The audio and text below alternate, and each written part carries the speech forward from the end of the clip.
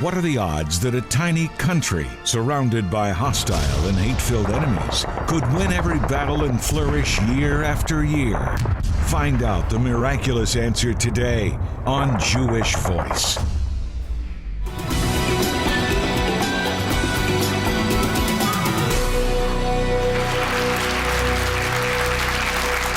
Shalom and welcome to Jewish Voice. I'm Jonathan Bernis. Sadly, anti-Semitism is on the rise all around the world. Now, in recent weeks, we've shown the evidence of this and learned that it's not likely to subside anytime soon. Still, there are those who continue to diligently work to bring down ancient stereotypes and misunderstandings, especially among Christians. My guest today is a longtime filmmaker whose work has graced PBS and BBC television, and he's a staunch supporter of the people of Israel. And he's one of those that are crusading against anti-Semitism. He's back again this week to help us better understand how and why anti-Semitism crept into the early church, and to tell us about a new project he's working on that will be a powerful tool for tearing down barriers between Jews and Christians. Let's welcome back Bill McKay to Jewish Voice. Bill, welcome back. I really want to express appreciation for you taking the time to fly in today to do these shows, because as we talked about last week, Israel is at a critical juncture, the greatest threat they faced since 1973, and you called this an existential threat last week. Can you start there again? Often I have been asked questions, why? Why do the nations of the earth have such a voracious hatred toward the Jew? And when you think about it, Jonathan, I mean, the greatest scholars in history are Jews. The scientists that have brought about the healing of medicine for the nations have been the Jews. Some of the most beautiful music that has elevated the soul, the art, the culture, have come from the Jew. Wherever they've gone, from Persia to Russia, parts of Europe and America. So why would they be hunted down? Why would they be persecuted? And this question has been put to me many, many times. And as I've studied, and I am not an expert on anti-Semitism, but I have thought about it, I have studied, I have asked a lot of the hard questions, and I'll tell you, Jonathan, I think the key, notwithstanding the literal thousands of books that the Jews have written on the subject of anti-Semitism since World War II, and all the psychobabble that can be attached to that subject, I think the root cause is supernatural. And I've said to many Jewish audiences, in your quest for equality with the peoples of the earth, in your pursuit of excellence in education and knowledge, you chose systematically to disengage yourself from the book, from God, and from Satan. And when you lost that knowledge, you looked to the intelligentsia of the Jewish mind to answer these questions. And you've come up wanting every time. So the cause of this problem that started with Haman and went all the way through Hitler has been Lucifer as the accuser of the brethren, hunting the Jew down and mocking him before the nations to humiliate him and discredit him. But the time is coming when God's going to deal with him. What is the greatest lie in the history of the world? We're going to answer that when we come back. There's much more with Bill McKay when we return. Stay with us. What are the odds that a small country, surrounded by powerful and hate-filled nations, could survive long, fierce battles? And what are the odds that this same small nation, time after time, has been victorious for more than 60 years? Now you can experience the gripping and miraculous history of the nation of Israel in Bill McKay's landmark film, Against All Odds. Drawing on historical and eyewitness accounts, this powerful DVD presents the epic story of faith and divine intervention that has kept this tiny nation secure throughout decades of bitter attacks. As our way of saying thank you for your gift of $40 or more, we want to send you your own DVD copy of Against All Odds, along with this United States and Israel flag pin that will show your support for Israel. Your generosity will ensure that urgently needed medical care will help Jewish people suffering from disease and poverty. More importantly, they will hear the truth of their Messiah. And for your special gift of $100 or more, we'll send you this 6 DVD set of Against All Odds, the mini-series. In rich and dramatic detail, you'll see how God's supernatural protection has followed the children of Israel over the years. Call or click right now with your gift of $40 or more to receive your own copy of Against All Odds, along with the U.S.-Israeli flag pin. Or $100 or more for the power-filled 6 DVD miniseries. Your gift will ensure that urgently needed medical care and the truth of Yeshua will bring hurting Jewish people around the world help, health, and hope.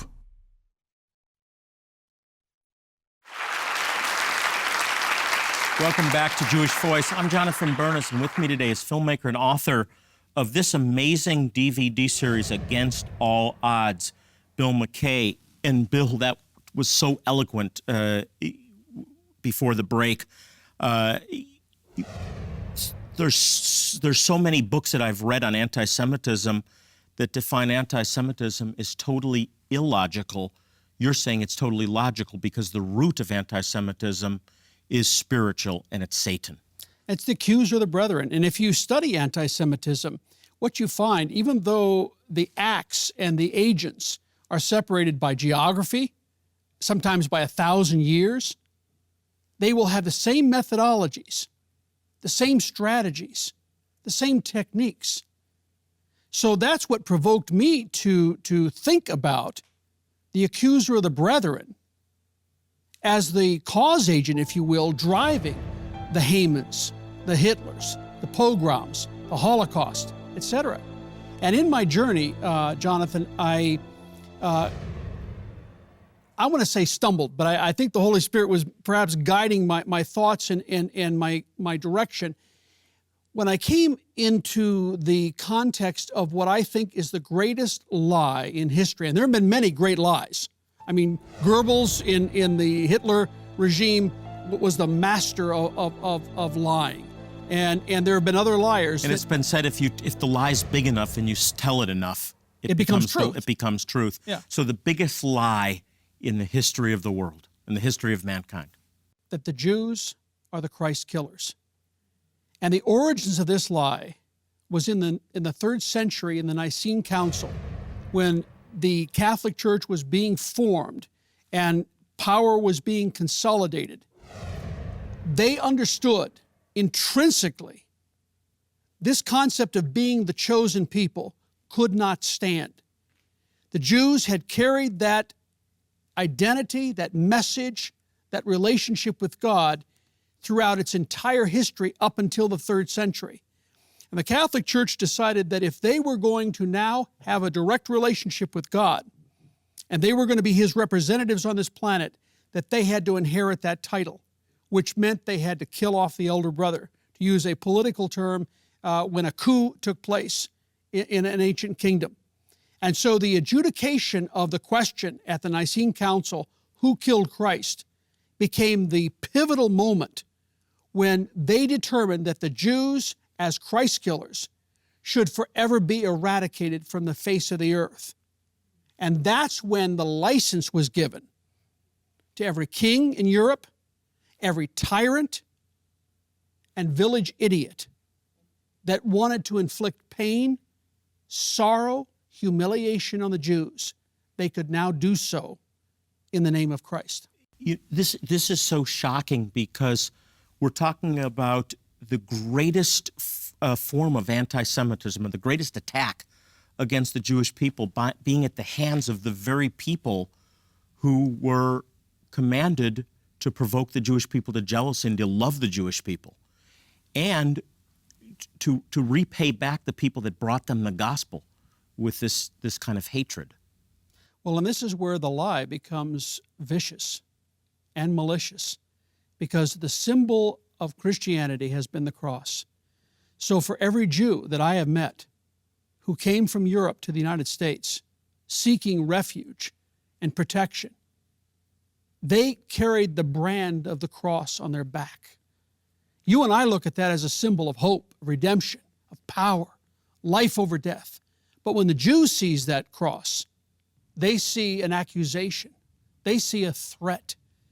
And so when we glibly think of the cross or we mention the cross to a Jew, it repels them.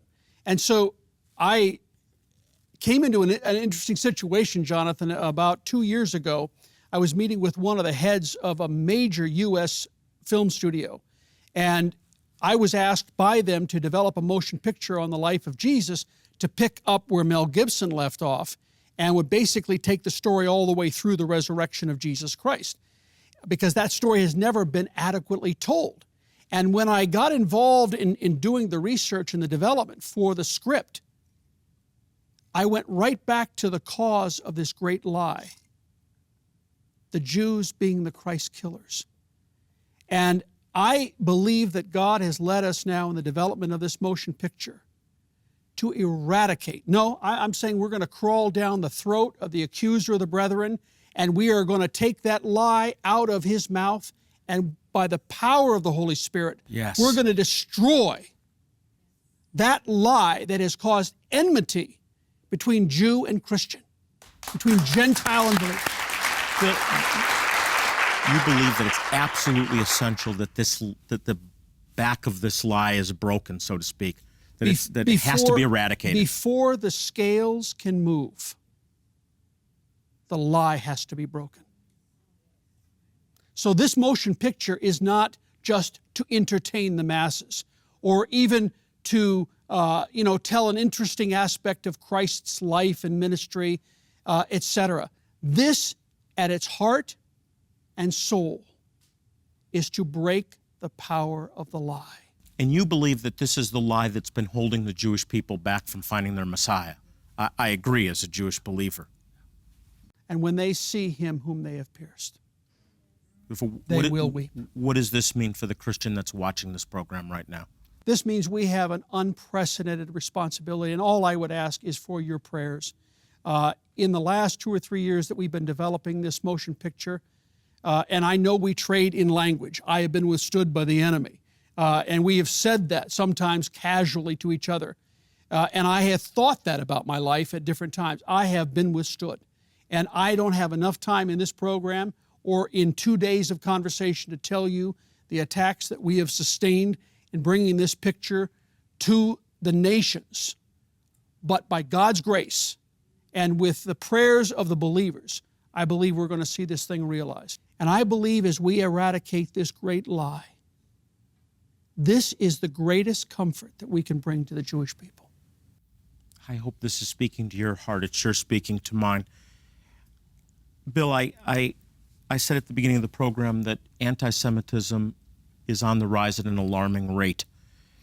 And one way that's being expressed today is anti-Zionism, which is anti-Semitism.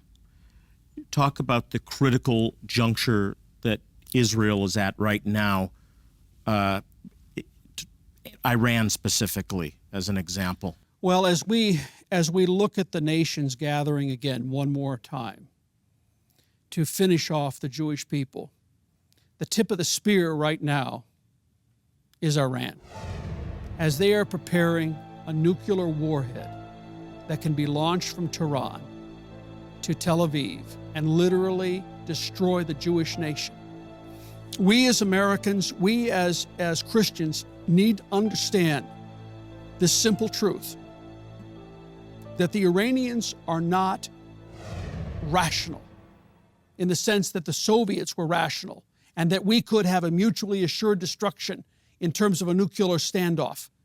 With the Iranian mind, they believe that the destruction of the Jewish people, even if it requires an Israeli response to wipe Tehran off the face of the earth, they believe that nuclear exchange will invoke the coming of what they think is the 12th Imam, or the Messiah. And what's interesting as I've been studying this, Jonathan, is they believe that Jesus Christ will return first before the coming of the Imam, and that he will convert to the Muslim religion and subordinate himself to Muhammad. And then the 12th Imam will rule and reign on the earth. So when they look at a nuclear exchange with Israel, they see it as a catalyst to bring about the coming of the 12th Imam. A lie, the greatest lie in the history of mankind. The Jews killed Jesus. It is a lie. Tell us, give us the truth. Well, the Who truth killed is Jesus? that if you go back and study the first century conditions under which the crucifixion took place, it was not the common folk of Israel. In fact, when Jesus spoke, he would have crowds of 5,000 up to 20,000 people. Now, not to diminish it, he was a rock star. I mean, this man commanded the attention of the Israeli people. 5 days before his crucifixion, when he walked into Jerusalem, the historians estimate that the crowd exceeded 200,000 Israelis. Now, what happened in 5 days didn't change their public attitude toward Jesus. It was the elites of the power structure, Pilate, who was the governor from Rome, Caiaphas, who was the bastard priest. He was not in the lineage of Aaron. He was hated by the Jews.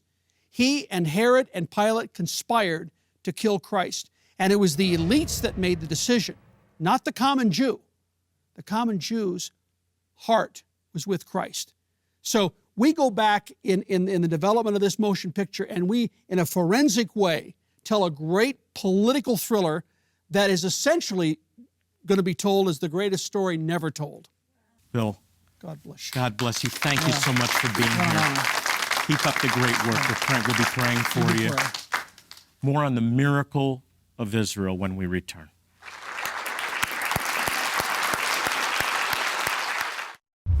What are the odds that a small country, surrounded by powerful and hate-filled nations, could survive long, fierce battles? And what are the odds that this same small nation, time after time, has been victorious for more than 60 years? Now you can experience the gripping and miraculous history of the nation of Israel in Bill McKay's landmark film, Against All Odds.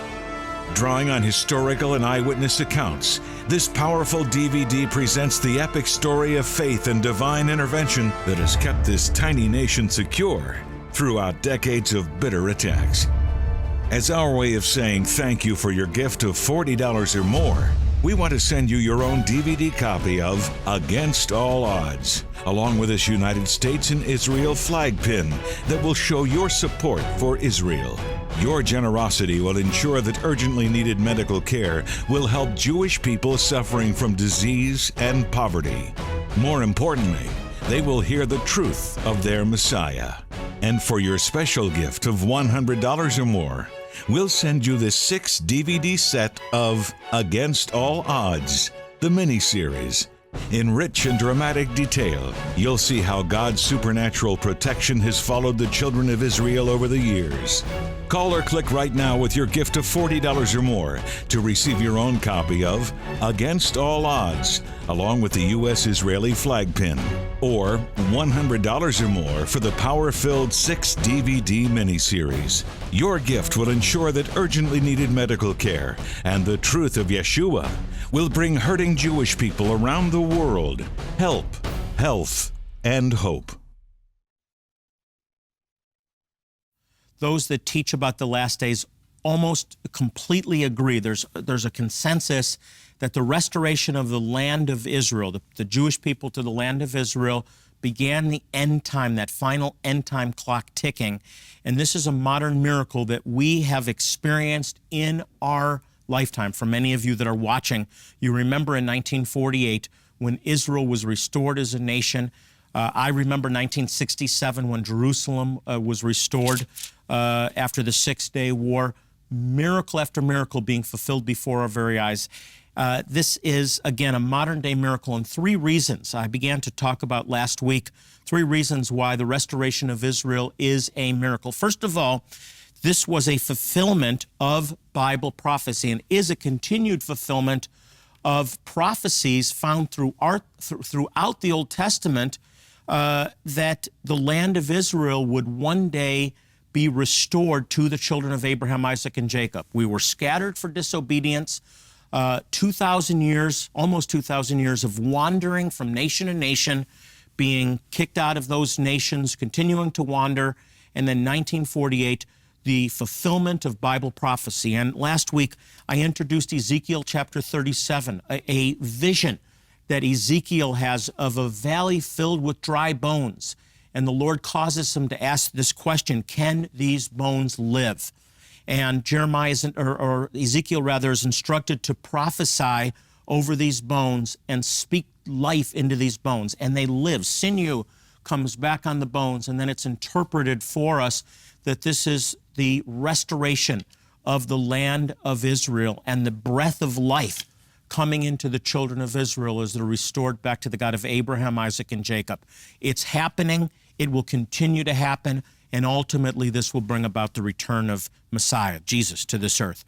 Then I touched on Jeremiah chapter 16, an amazing prophecy that I want to pick up with in verse 14. Let's look there together.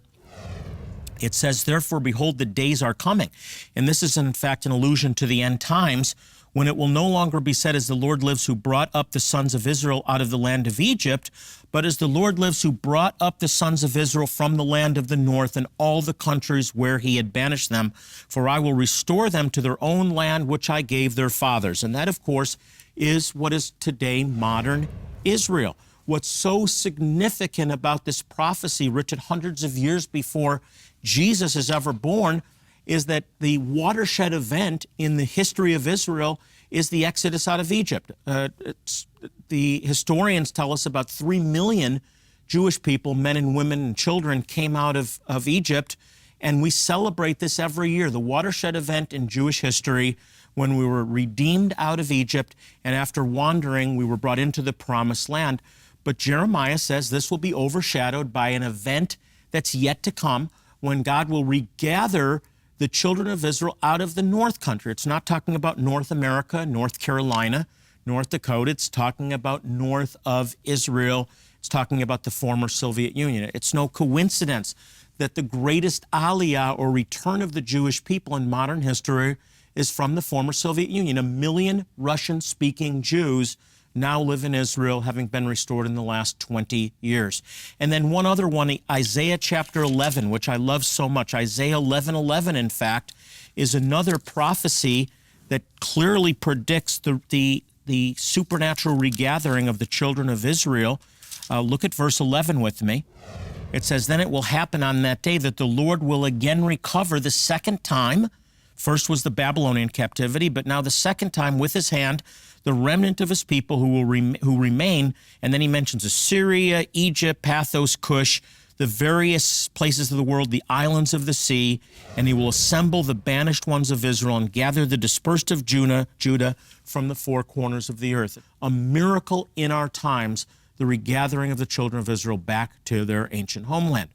The second reason that this is a miracle, that the restoration of Israel is a miracle, is that the Jewish people in the fledgling declared state of Israel in 1948 were attacked by their Arab neighbors and survived through at least 3 wars that they should have lost. 1948, when Israel declared statehood, they were attacked by their Arab neighbors, outnumbered 60-1.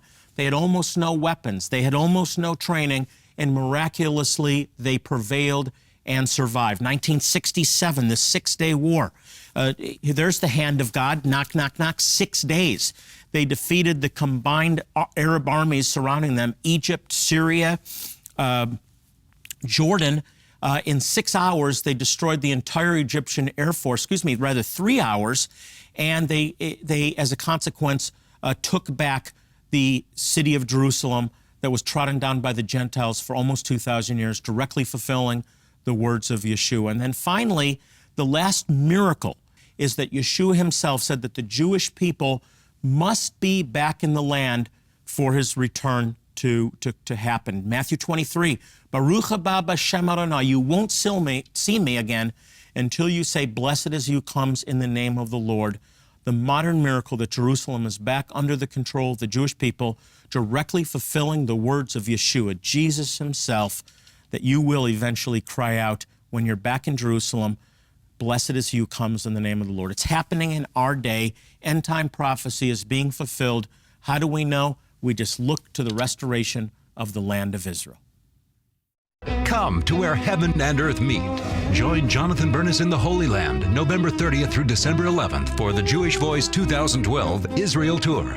Experience a land of rich history, walk where Yeshua walked, and explore the very backdrop of the Holy Bible. You'll visit Tel Aviv, Jaffa, Caesarea, Nazareth, the Sea of Galilee, the Mount of Beatitudes, and more.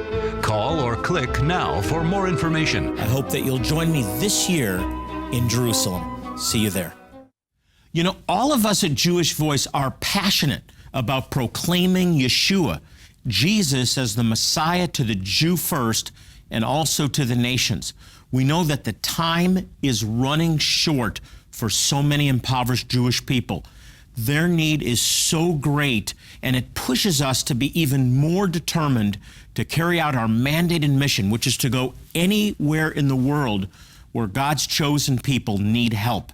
So far this year already, we've reached more than 16,000 people. We've provided free medical care, dental care, eye care, and listen to this, more than 5,100 have already made professions in Yeshua as their Messiah. It's friends like you that make it possible, and I want to personally thank you for your continued prayer and financial support.